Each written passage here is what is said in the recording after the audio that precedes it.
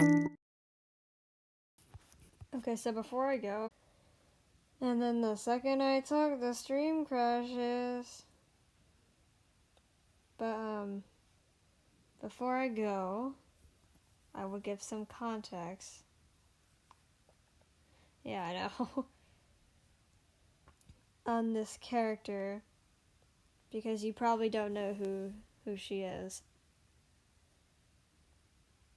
Now, only hardcore, quote-unquote, fans of me will know who Dermata is. Dermata existed since the creation of DECIET, and has always been a character. I have the whole story planned, alright? A lot of these characters you're seeing now are characters that are going to be in the post story or in their own stories. Because I plan to have the whole DECIET story, tell that story, be done with that story, and both have a post story, so like a number 2, basically. Just a, DECIET 2, basically. Or it's less of that and more like if you popped on a DLC to it, just some extra stuff. Plus, what I'm going to be calling, like, it's a DECIET miniseries, in which it will be, the stories of other characters in the same universe. So Dermata exists in the post story, but also exists a little bit. She has a bit of a cameo in one character's own story. So Dermata, she is, how old was she? I forgot how old I made her. She is 27, but I might bump that up to like maybe 28 or so. Maybe 29. But you get my point. 27, 28, 29, somewhere in that range. She's a horse, as you can tell. More specifically, she's actually an Arabian horse. Her mom's name is Naira, and her dad's name is Sturt. Sturt is a Clydesdale, and he works for this computer business, and he's a very rich man. And her mom, Naira, is not extremely famous, but a very, very good costume designer. She's really good at sewing, and she makes the prettiest things ever. She makes normal costumes. She does a lot of things. She's very, very, very, very good. She's also pretty... She's a gold digger, first of all. That's literally the reason why she fell for Sturt. Not because he was nice, because he is kind of mean. It's because he had money. A lot of money. So, Dermata was born... She was born male, and of course she didn't like that. So she's trans. Yeah, get that trans rights in there. She's also pansexual. Forgot to mention that, but that's something else she is. Not a big thing. I just want to mention that. So Dermata is trans, like I said, and that's a problem for yeah, of course I say trans rights because I am trans. I say trans rights because I am trans. But Sturt does not approve of any of it. So Dermata has kept it a secret because, like I said, Sturt's not a nice guy. Not at all. Because, sadly, Dermata has been physically abused by Sturt. Not a lot, to, like, be mentally destroying, but enough to be like, okay, he's a bad guy. Like, she's been punched by him. You can't really slap them because they're horses, but, you get my point. Kicked her, all of this bad stuff. And has even done the same to Naira when they have arguments. Because, like I said, she's only there for the money. Naira's still a nice mom. It's just that she's only in the relationship with Sturt for the money. That's it. But she is a nice person. It's just that she loves money. That's the only thing. So, Dermata doesn't have the best life, so instead what she does is a workaround. Instead of saying, I'm trans, she says, I'm into drag. And what she'll do is that she'll say, oh, I want to be a costume and, dress designer like my mom, so I want to do drag so I can do that. And because of this, I found a workaround. Her dad was fine with it. Her mom was, overjoyed. And that's what she did for most of her time. Her and her mom just made their own little business and just made, clothes and whatnot. Yeah, I know, right? So because of this whole I'm drag thing, I forgot that when I don't touch my iPad for a while, it turns off and then stops the stream.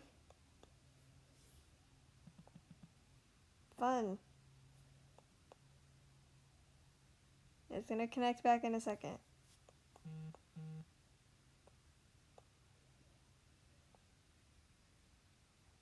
Alright, we're good. Okay. So let me continue. So her and her mom would do this. And there also is actually, there's two versions of Dermata. There's this version, which is, the normal Dermata. But she also has a as I call it, the closeted version. In which basically, what she does is that, she'll usually wear a tight t-shirt. She'll wear skinny jeans. And then take her hair and put it into a ponytail to be more masculine. That's how she hides to her dad that she's only doing it for drag, yet she's actually doing it because she's trans. And she can't be, a girl around him or his family, she's gonna get beaten again. So she keeps the illusion saying, no, I'm just into drag, when that isn't the case. So, after a while, she gets more known, like in her school and whatnot, and, and just stuff happens, and to the point where she becomes quite popular herself. Not her mom, just her. Gets to a point when she gets old enough and does enough studying and whatnot, she's able to make her own company by herself because her mom just wanted to do it by herself. And then Dermata skyrocketed from there. She's a celebrity now. She's been wanted, people want her for movies, people want her to sing stuff. They want her for everything. So be a drag king, yeah, there you go. So, she's very popular now, and now she's showing to her mom and her dad that I don't even care about what the hell you say, I'm a girl and you can't do anything about it. That kind of thing, empowerment. Now, she's part of the post story, which is, I'm just going to say this part of it, because really, you all have no idea what's going to happen, so you get no context for why this happens, but, Puff goes to Dermata for advice in the post story. That's how the post story starts. Is that once they find out everything, Puff wants to go to Dermata for advice because she's a celebrity and she says she should know everything. That's how that, kicks off. And do you remember Cherry Pop? Well, Dermata is part of that a little bit because Dermata is, her demographic she likes to go is for, younger girls. So that being people, like a Barbie demographic. So, kids from, maybe 8 or 9 to, teenagers, whatever, kids. Adults like her, too.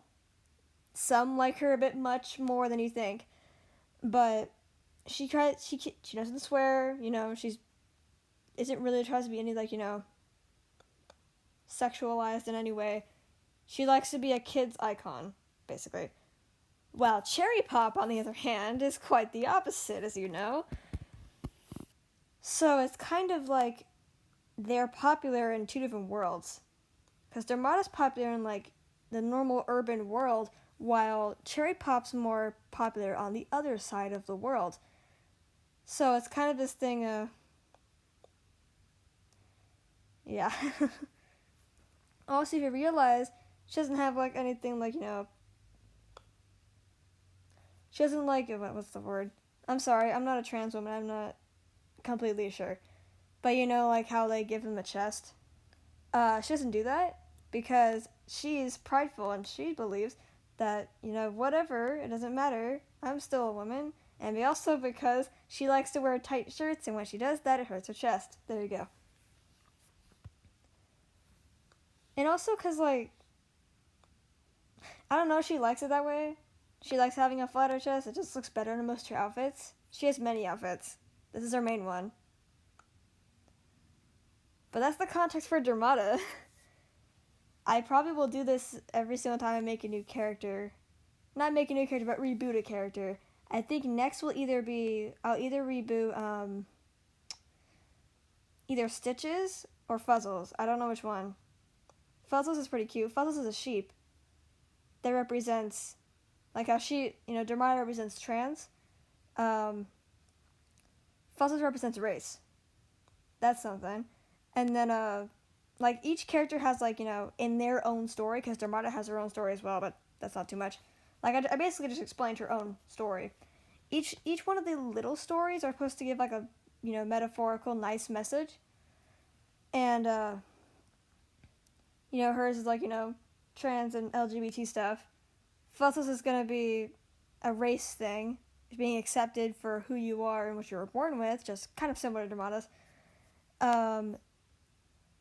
There's three that kind of go together, and that being Stitches, Dermata, and Fuzzles, because they all have the same thing, being born with something and being discriminated for it, but then coming up above them. So Dermata obviously got popular and showed them, fuck you. Fuzzles, who basically, I don't want to spoil it yet, but shows everybody up and shows that she can be just as strong as everybody else. I'll say that just that. And Stitches can show that no matter what disease or disorder you're born with for life or whatever, you can still overcome life. So they all have, like, Dermata's the trans one, like the trans LGBT related one. Then you have Fuzzles the race-ish one. And then and then Stitches being a medical disorder kind of thing. Stitches has one of the best story concepts I think I've ever created. It's so unique and so cool. I want to say it now. Oh, I want to talk about Stitches now. I really want to talk about Stitches now. Oh,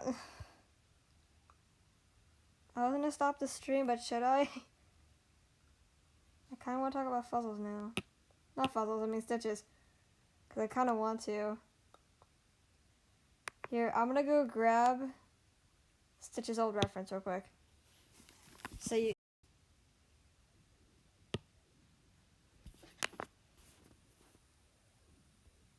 Okay, here we go. I'm going to pop it into photos instead. So you guys can get... This is a really old reference, but this is the only reference I have of Stitches, so we're going to go off this reference. This is why I need to reboot all the characters.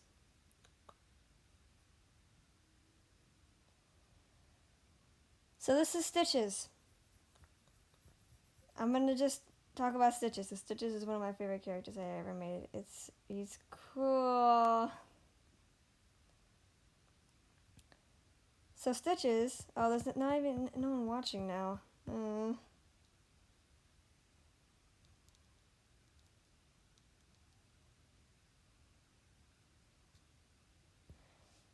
I'll probably just talk about Stitches real quick and I'll go take a nap probably. So Stitches here comes from the same universe as, where is she? You remember Wisp here? Stitches is Wisp's brother, younger brother. Wisp and all the rest of the Realm children, their whole thing is that they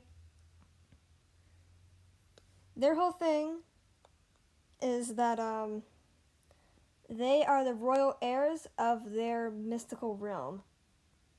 So their fathers and mothers are the kings and queens of their world, right? So Stitches was a royal child, just like Wisp was.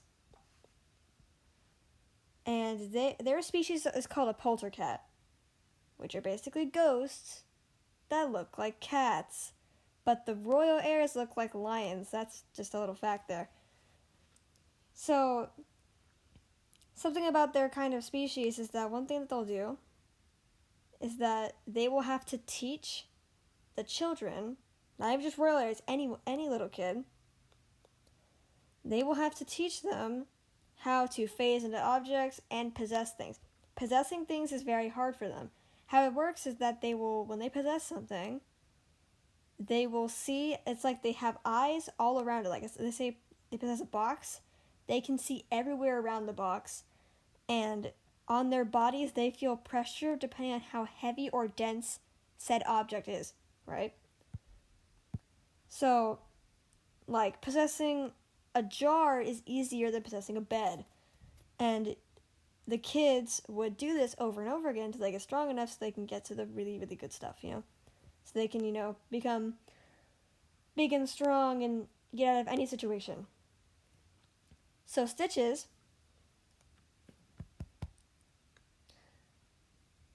there is like in any species, there's a disease. There's a very, very rare illness, which I was so proud of this name, alright?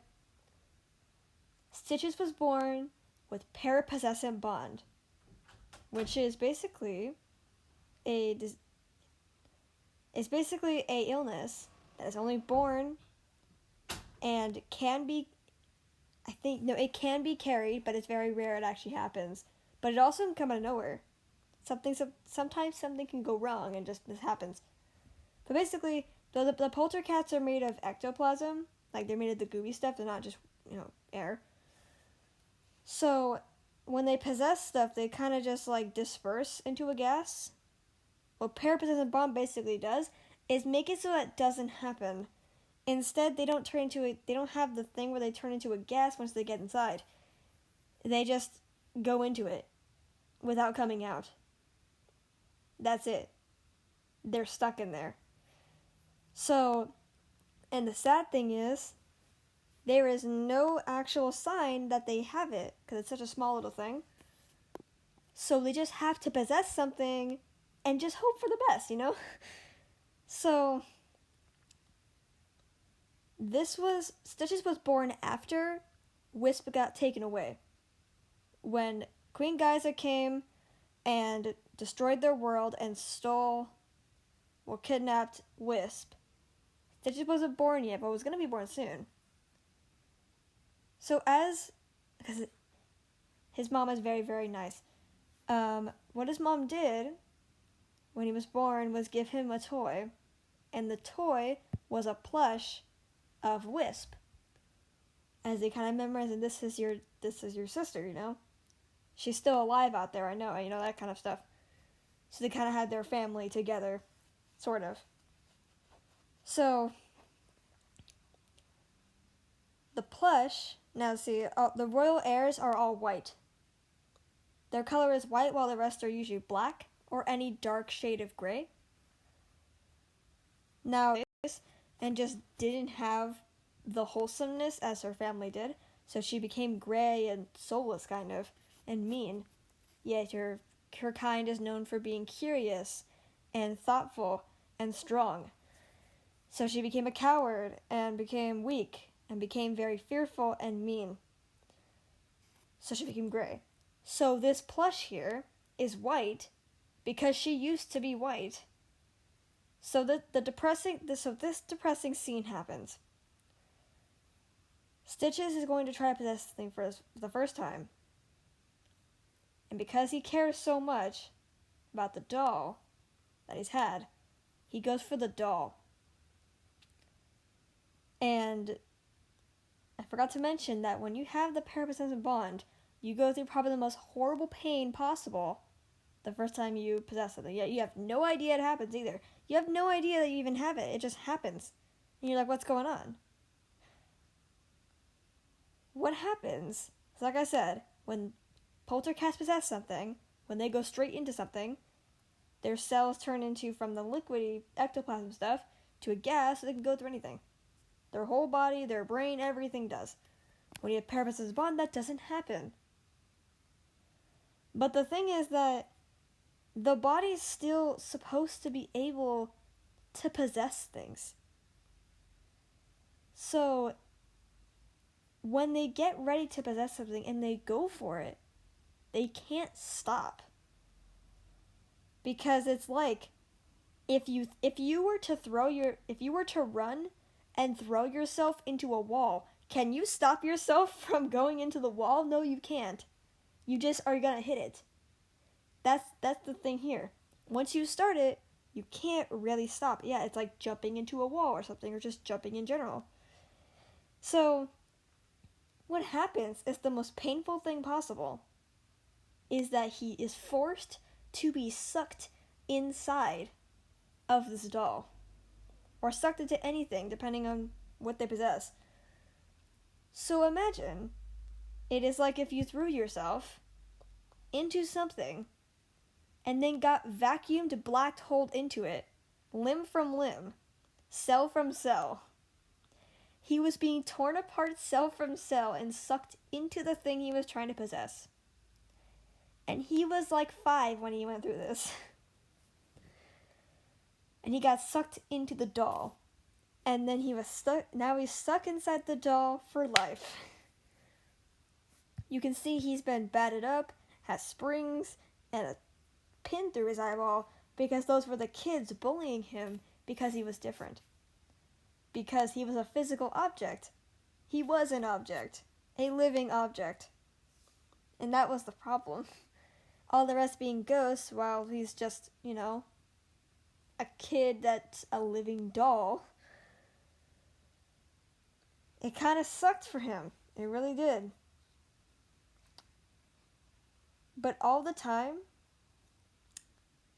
his mom would say, I know your sister is still alive out there. You just gotta go find her. And one time, Stitch had enough of the bullying and enough of everything and said, I'm gonna find my way out of here. I'm gonna go find my sister.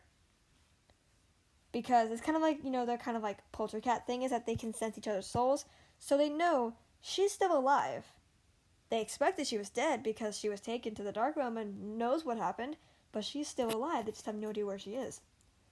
So Stitches, his whole story goes on a journey on how he tries to find his sister, tries to be accepted as who he is, tries to deal with the pain of being stuck inside a doll, and just generally finding the person that he looked up to, and quite literally looked up to because he literally is her, because he's literally possessed the doll that represented her.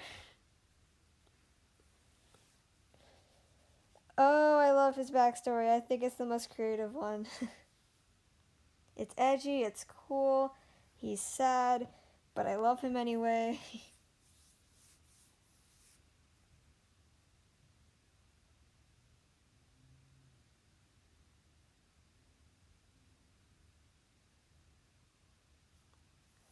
Okay, I think I'm going to stop the stream now because I've been rambling for too long.